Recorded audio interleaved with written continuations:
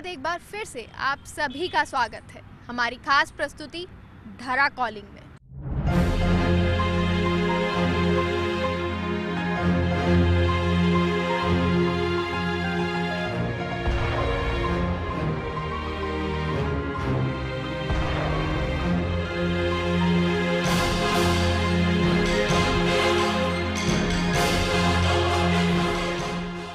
लगातार बढ़ते प्रकृति के दोहन से धरती की बेचैनी अब बढ़ने लगी है और इसका सबसे बड़ा प्रमाण यह है कि बढ़ते धरती के तापमान से ग्लोबल वार्मिंग की समस्या पूरे विश्व के लिए चुनौती बनकर उभर रही है।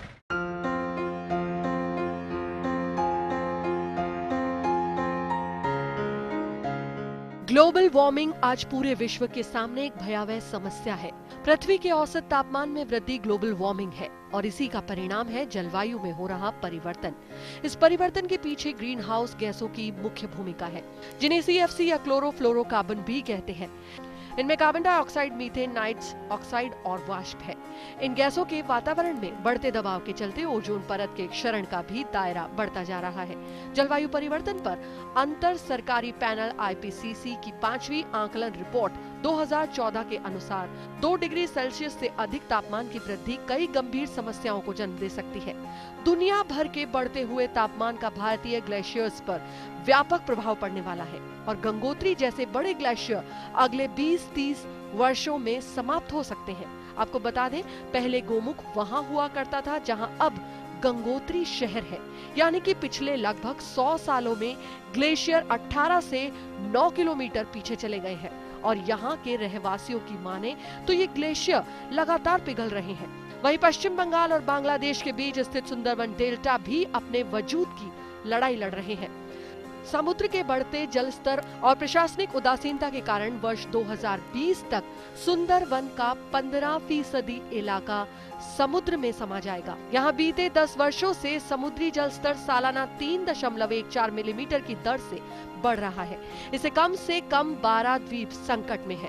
ग्रीन हाउस गैसेस के उत्पादन में कमी लाने के लिए दिसंबर 1997 में क्योटो प्रोटोकॉल लाया गया, जिसके तहत 160 से अधिक देशों ने ये माना कि उनके देश में ग्रीन हाउस गैसेस के प्रोडक्शन में कमी लाई जाएगी, लेकिन स्थिति वही ढाक के तीन पात। आश्चर्य की बात यह है कि 80% से अधिक ग्रीन हाउस गैसेस का उत्पादन करने वाले विश्व की महाशक्ति अमेरिका ने अब तक इस प्रोटोकॉल को नहीं माना है। आज शान और प्रगति की प्रतीक लगातार बढ़ती गाड़ियां और AC जैसे आरामदेह उपकरण भले ही झूठी शान पर 4 चांद लगा दे, लेकिन बेशक इस झूठी शान की कीमत बहुत बड़ी है।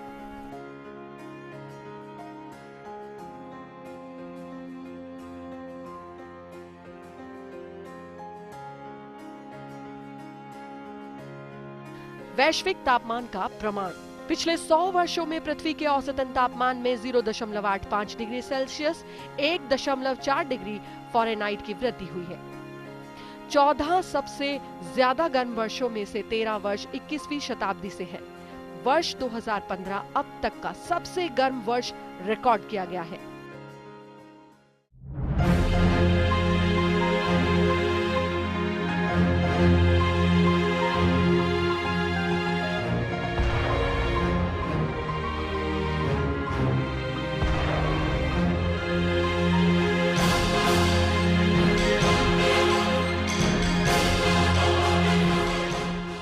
ग्लोबल वार्मिंग मतलब जो कार्बन एमिशंस हो रहा है, लोग AC वगैरह यूज़ कर रहे हैं और पॉल्यूशंस वगैरह हो रहा है, इनसे डे बाय डे पूरे अर्थ का टेम्परेचर इंक्रीज़ हो रहा है और इससे ग्लोबल वार्मिंग हो रहा है। ग्लेशियर्स हमारे पिघल रहे हैं और वो हार्मफुल है।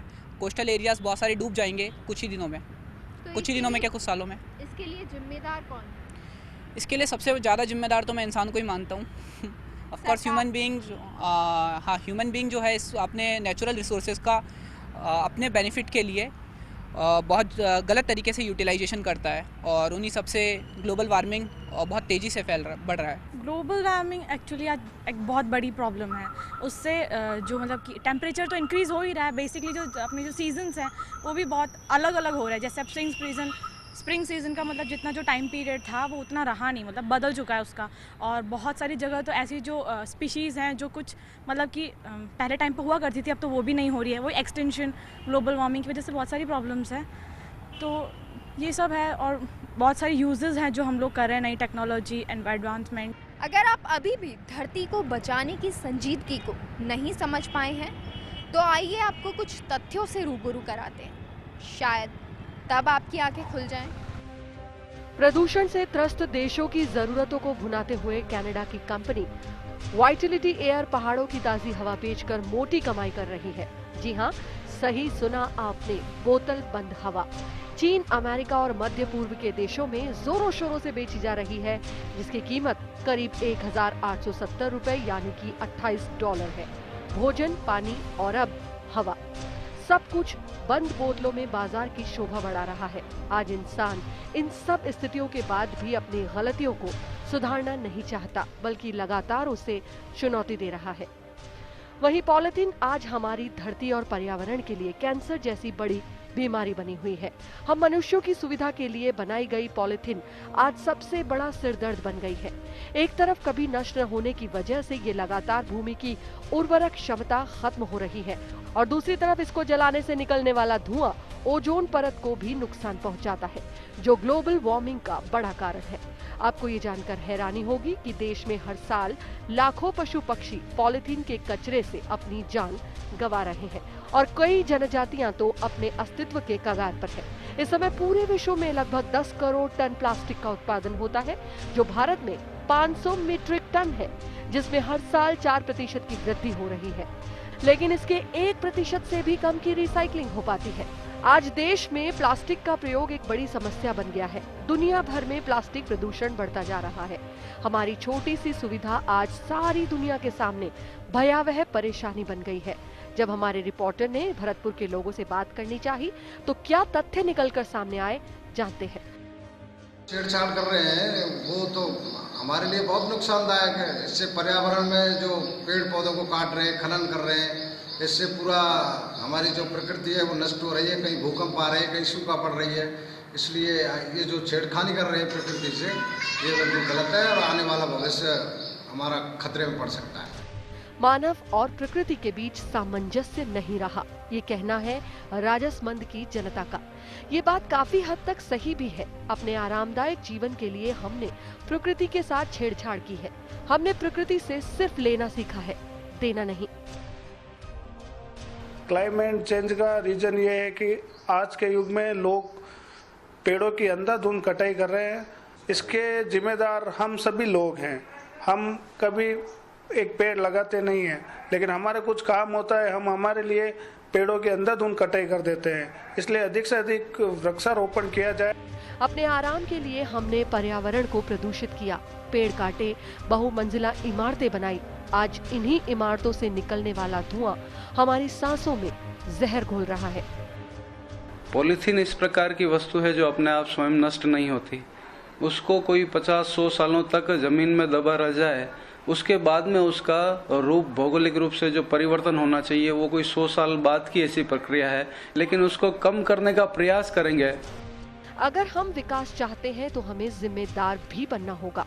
जब हम दुकानदार से पॉलिथीन के बैग की मांग करते हैं, एक बार ये सवाल अपने आप से जरूर करें कि क्या इसे नष्ट किया जा सकता है? क्या इससे निकलने वाली जहरीली गैस हमारे लिए सही है? हमें यकीन है कि आपको क्या चुनना है, इसका जवाब आपको मिल गया होगा और दूसरे लोगों को भी आप यही सीख देंगे। पर्यावरण प्रदूषण और प्रकृति के दोहन जैसे मुद्दों पर बड़ी ही आसानी से अपनी जिम्मेदारियों से कोसों दूर भाग जाते हैं, लेकिन क्या ये हमारे भविष्य के लिए सही है? आज हमारी धरती के लिए हमारी उदासीनता का पैमाना तो देखिए।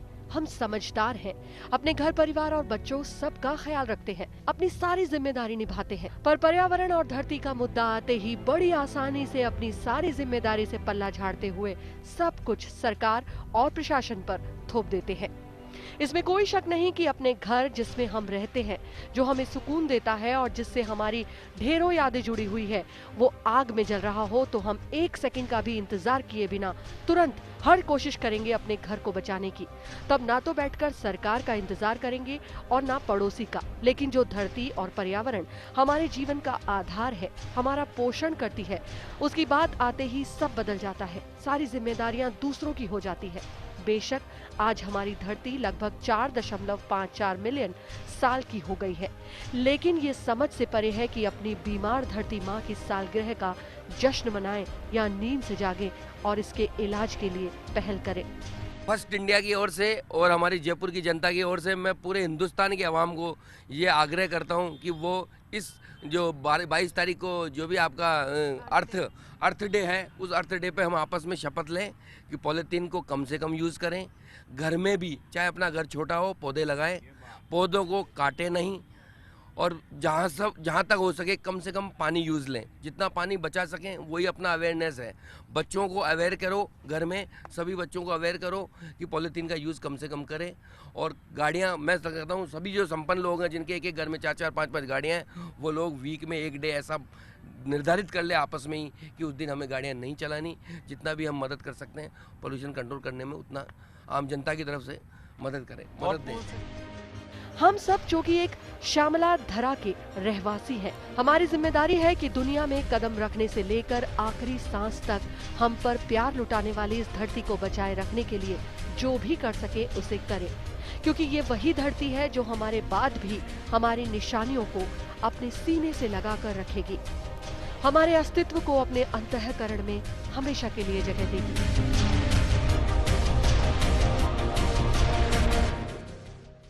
जब हम धरती और पर्यावरण की बात करते हैं तो सामने आता है सारा ब्रह्मांड और उसके साथ ढेर सारी समस्याएं, और हमारे और आपके हिस्से में बहुत सारी जिम्मेदारियां।